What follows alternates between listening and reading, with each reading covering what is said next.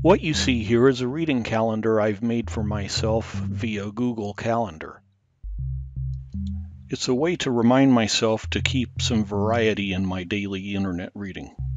Let me show you how I did this. Now, this is all being done in this demonstration on an Android tablet, but you don't need that. I think you could probably do this with Google Calendar on just about any device that you use it on, and it probably even crosses over devices, I suspect.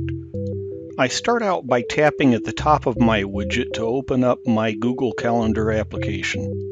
Then I tap on the plus sign to open up a new event.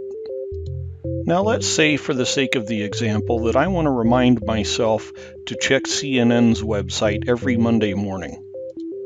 On the top line, I enter a title.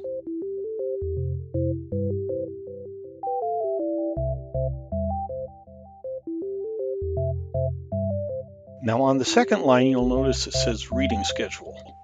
If you're not aware already, Google Calendar allows you to have multiple calendars actually, and you can divide events into categories, so to speak, and put them in separate calendars so that it just does away with some clutter.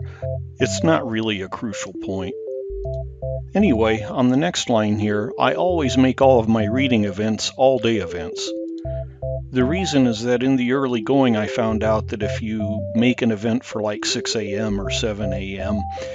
and then you don't get around to your reading until later in the day, a lot of times all of these things will have scrolled off the top of whatever Google Calendar view you're using. So it's just more convenient, I think, to make them all-day events. At the same time, that's also an excellent reason to have them in a separate calendar, because otherwise they're going to cover up meetings that you have during the day or whatnot. They're going to interfere with each other. On the next line, we'll say that we want to start this tomorrow, Monday, August 31st. But we don't want this to be a one-day event. As we said, we're going to start doing this every Monday morning. In Google's current interface here that I'm using, you got to kind of dig around for the repetitive features. You click on more options and then you eventually find it, as you see here.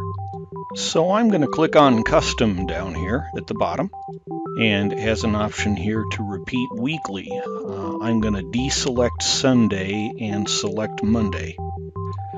Now, honestly, if all we could do with this is what you've seen so far, I'm not sure it would be worth the trouble. But here is the feature that I really like. On the next line, you see location, which normally, obviously, that would be for if you needed to be at a certain place at a certain time, and you would type your location into there, and it probably integrates with Google Maps and so forth.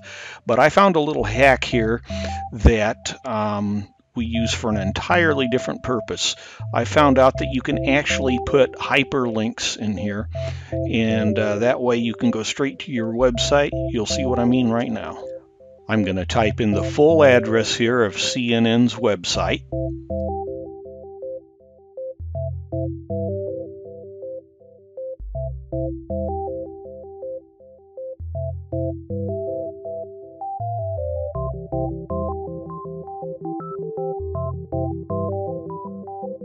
And then at that point, you're really done. You can click on Save.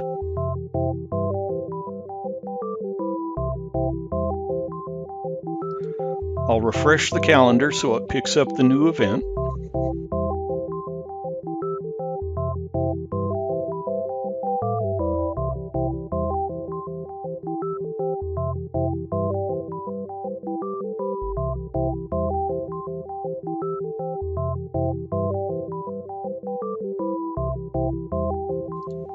Then I go back to my desktop, and at the bottom of Monday's schedule, there's a new event that wasn't there before, CNN.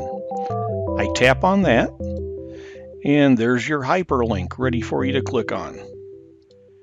You don't even have to open the browser, it just opens the browser for you, and there's your website. I suspect this is probably the kind of idea that people can build on. Somebody else will probably find something interesting to do with this, something they've added or so forth. So if you do, leave me a comment and let me know what you're up to.